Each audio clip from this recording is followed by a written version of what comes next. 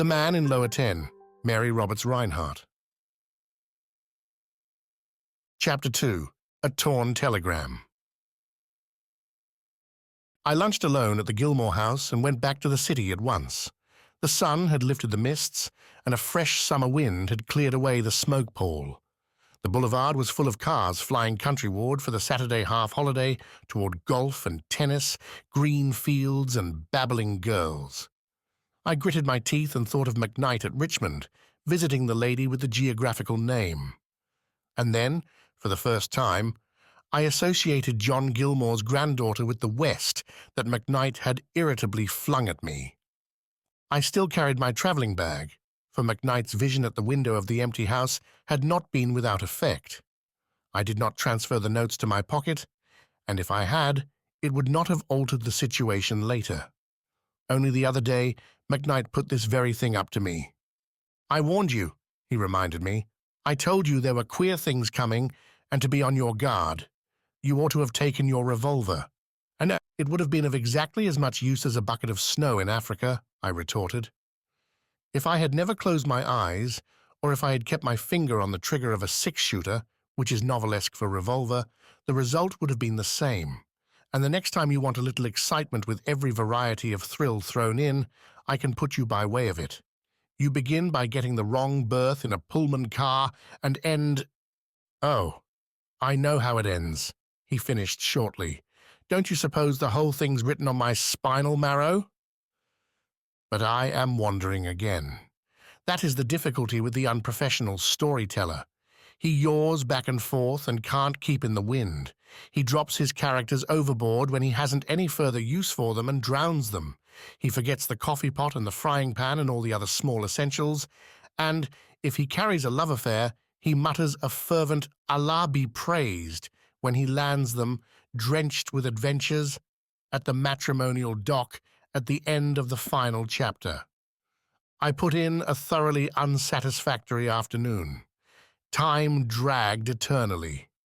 I dropped in at a summer vaudeville and bought some ties at a haberdasher's. I was bored, but unexpectant. I had no premonition of what was to come. Nothing unusual had ever happened to me. Friends of mine had sometimes sailed the high seas of adventure or skirted the coasts of chance, but all of the shipwrecks had occurred after a woman passenger had been taken on. Ergo, I had always said, no women. I repeated it to myself that evening almost savagely when I found my thoughts straying back to the picture of John Gilmore's granddaughter. I even argued as I ate my solitary dinner at a downtown restaurant. "Haven't you troubles enough?" I reflected, "without looking for more? Hasn't bad news gone lame, with a matinee race booked for next week? Otherwise, aren't you comfortable? Isn't your house in order? Do you want to sell a pony in order to have the library done over in Mission, or the drawing room in gold? Do you want somebody to count the empty cigarette boxes lying around every morning?"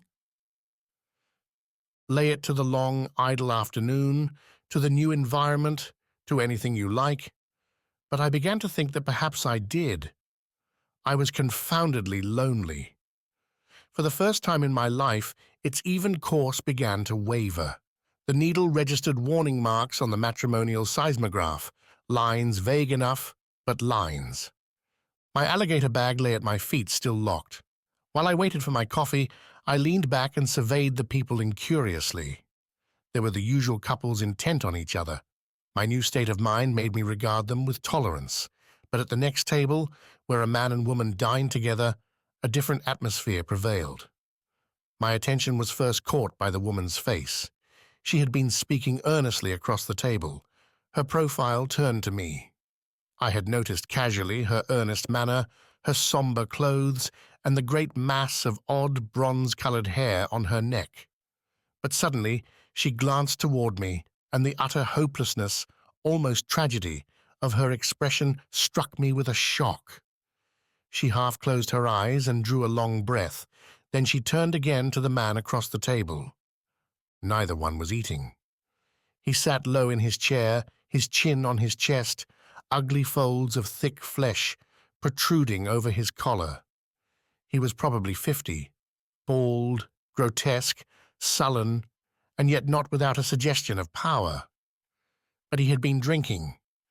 As I looked, he raised an unsteady hand and summoned a waiter with a wine list. The young woman bent across the table and spoke again quickly. She had unconsciously raised her voice. Not beautiful, in her earnestness and stress, she rather interested me. I had an idle inclination to advise the waiter to remove the bottled temptation from the table. I wonder what would have happened if I had. Suppose Harrington had not been intoxicated when he entered the Pullman car Ontario that night. For they were about to make a journey, I gathered, and the young woman wished to go alone. I drank 3 cups of coffee, which accounted for my wakefulness later, and shamelessly watched the tableau before me. The woman's protest evidently went for nothing. Across the table, the man grunted monosyllabic replies and grew more and more lowering and sullen. Once, during a brief, unexpected pianissimo in the music, her voice came to me sharply. "If I could only see him in time," she was saying. "Oh, it's terrible." In spite of my interest, I would have forgotten the whole incident at once, erased it from my mind as one does the inessentials and clutterings of memory, had I not met them again, later that evening, in the Pennsylvania station. The situation between them had not visibly altered. The same dogged determination showed in the man's face. But the young woman, daughter or wife, I wondered, had drawn down her veil, and I could only suspect what white misery lay beneath. I bought my berth after waiting in a line of some 8 or 10 people. When, step by step, I had almost reached the window, a tall woman whom I had not noticed before spoke to me from my elbow. She had a ticket and money in her hand. "Will you try to get me a lower when you buy yours?" she asked. "I have traveled for 3 nights in uppers." I consented, of course. Beyond that, I hardly noticed the woman. I had a vague impression of height and a certain amount of stateliness, but the crowd was pushing behind me, and someone was standing on my foot. I got 2 lowers easily, and turning with the change and berths, held out the tickets. "Which will you have?" I asked. "Lower 11 or lower 10? "It makes no difference," she said. "Thank you very much indeed." At random, I gave her lower 11 and called a porter to help her with her luggage. I followed them leisurely to the train shed, and 10 minutes more saw us under way. I looked into my car, but it presented the peculiarly unattractive appearance common to sleepers. The berths were made up. The center aisle was a path between walls of dingy, breeze-repelling curtains, while the 2 seats at each end of the car were piled high with suitcases and umbrellas. The perspiring porter was trying to be 6 places at once. Somebody has said that Pullman porters are black, so they won't show the dirt, but they certainly show the heat. 9:15 was an outrageous hour to go to bed, especially since I sleep little or not at all on the train, so I made my way to the smoker and passed the time until nearly 11 with cigarettes and a magazine. The car was very close. It was a warm night, and before turning in, I stood a short time in the vestibule. The train had been stopping at frequent intervals, and finding the brakeman there, I asked the trouble. It seemed that there was a hot box on the next car, and that not only were we late, but we were delaying the second section, just behind. I was beginning to feel pleasantly drowsy, and the air was growing cooler as we got into the mountains. I said good night to the brakeman and went back to my berth.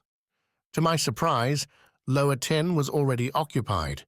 A suitcase projected from beneath, a pair of shoes stood on the floor, and from behind the curtains came the heavy, unmistakable breathing of deep sleep. I hunted out the porter, and together we investigated.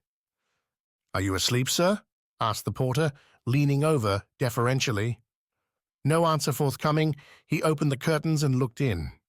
Yes, the intruder was asleep, very much asleep, and an overwhelming odor of whiskey proclaimed that he would probably remain asleep until morning. I was irritated. The car was full, and I was not disposed to take an upper in order to allow this drunken interloper to sleep comfortably in my berth. "You'll have to get out of this," I said, shaking him angrily. But he merely grunted and turned over. As he did so, I saw his features for the first time. It was the quarrelsome man of the restaurant. I was less disposed than ever to relinquish my claim, but the porter, after a little quiet investigation, offered a solution of the difficulty. "There's no one in lower 9, he suggested, pulling open the curtains just across. "It's likely 9's his berth, and he's made a mistake, owing to his condition. You'd better take 9, sir." I did, with a firm resolution that if 9's rightful owner turned up later, I should be just as unwakeable as the man opposite. I undressed leisurely, making sure of the safety of the forged notes, and placing my grip as before between myself and the window. Being a man of systematic habits, I arranged my clothes carefully, putting my shoes out for the porter to polish, and stowing my collar and scarf in the little hammock swung for the purpose.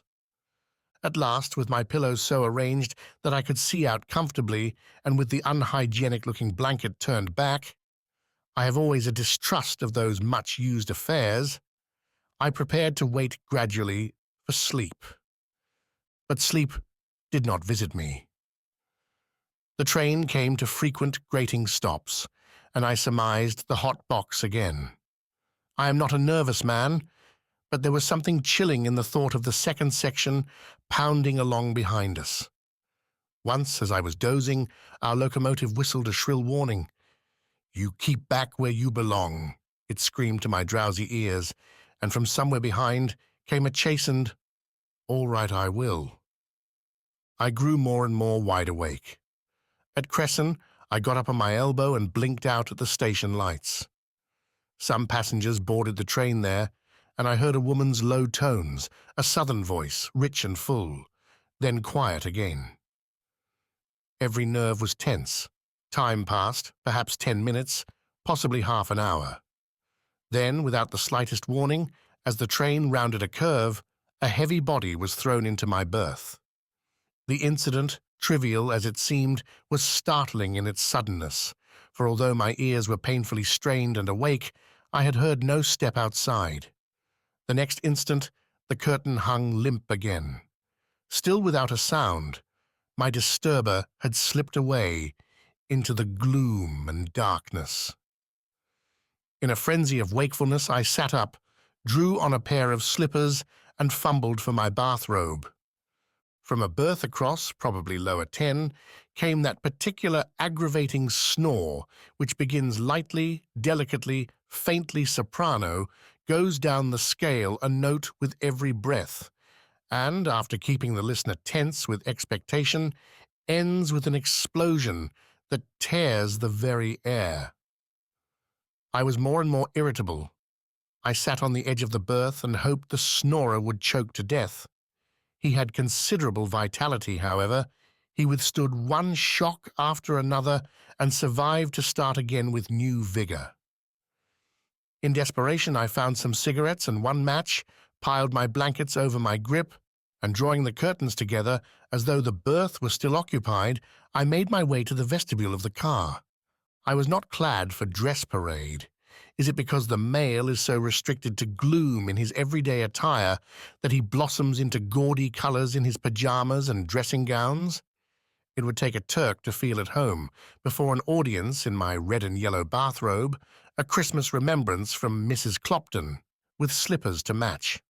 So, naturally, when I saw a feminine figure on the platform, my first instinct was to dodge. The woman, however, was quicker than I. She gave me a startled glance, wheeled and disappeared, with a flash of 2 bronze-colored braids, into the next car. Cigarette box in one hand, match in the other, I leaned against the uncertain frame of the door and gazed after her vanished figure.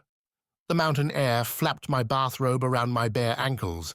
My one match burned to the end and went out, and still I stared. For I had seen on her expressive face a haunting look that was horror, nothing less. Heaven knows, I am not psychological. Emotions have to be written large before I can read them. But a woman in trouble always appeals to me, and this woman was more than that. She was in deadly fear. If I had not been afraid of being ridiculous, I would have followed her. But I fancied that the apparition of a man in a red and yellow bathrobe with an unkempt thatch of hair walking up to her and assuring her that he would protect her would probably put her into hysterics. I had done that once before, when burglars had tried to break into the house and had startled the parlour-maid into bed for a week. So I tried to assure myself that I had imagined the lady's distress, or caused it perhaps, and to dismiss her from my mind. Perhaps she was merely anxious about the unpleasant gentleman of the restaurant. I thought smugly that I could have told her all about him, that he was sleeping the sleep of the just and the intoxicated in a berth that ought, by all that was fair and right, to have been mine, and that if I were tied to a man who snored like that, I should have him anesthetized and his soft palate put where it would never again flap like a loose sail in the wind. We passed Harrisburg as I stood there. It was starlight, and the great crests of the Alleghanies had given way to low hills. At intervals, we passed smudges of grey-white, no doubt in daytime comfortable farms, which McKnight says is a good way of putting it, the farms being a lot more comfortable than the people on them. I was growing drowsy. The woman with the bronze hair and the horrified face was fading in retrospect. It was colder, too, and I turned with a shiver to go in. As I did so, a bit of paper fluttered into the air and settled on my sleeve, like a butterfly on a gorgeous red and yellow blossom. I picked it up curiously and glanced at it. It was part of a telegram that had been torn into bits. There were only parts of 4 words on the scrap, but it left me puzzled and thoughtful.